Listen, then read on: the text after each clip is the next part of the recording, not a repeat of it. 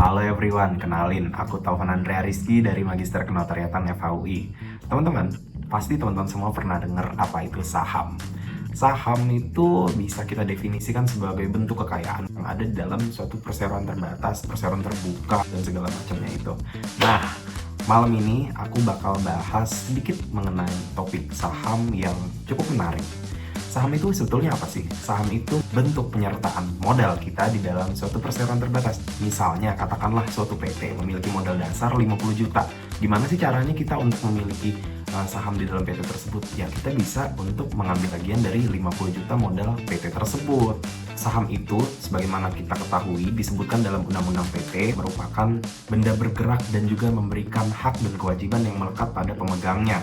Nah, diantaranya itu adalah hak untuk menerima dividen, hak untuk menghadiri rapat umum pemegang saham, dan menjalankan hak-hak lain yang disebutkan dalam UU PT maupun anggaran dasar. Seperti yang tadi udah aku sampaikan ya, kita dapat memiliki saham yang ada dalam PT dengan cara apa? Dengan cara kita mengambil bagian saham yang dikeluarkan oleh PT tersebut, ataupun kita membeli saham yang dijual oleh pemegang saham PT tersebut. Nah, yang dapat memiliki saham itu adalah subjek hukum.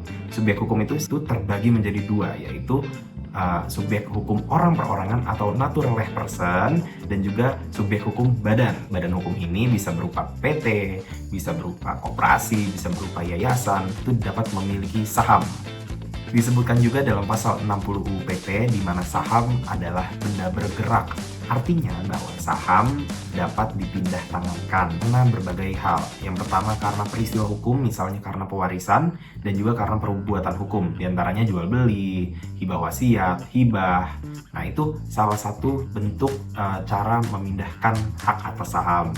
Nah, cara untuk melakukan pemindahan hak atas saham sebagaimana disebutkan dalam pasal 56 harus dilakukan dengan akta pemindahan hak. Nah, akta pemindahan hak ini terbagi menjadi dua. Jadi bisa dituangkan dalam akta di bawah tangan dan juga akta pemindahan hak yang dibuat di hadapan notaris.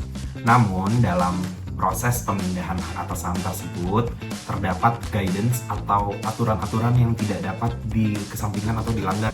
Salah satunya adalah aturan mengenai larangan kepemilikan saham silang.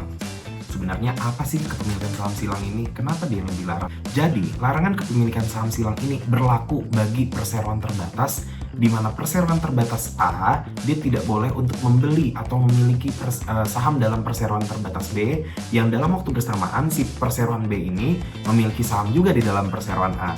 Nah, ini merupakan salah satu kepemilikan saham silang secara langsung, artinya melibatkan dua perseroan terbatas.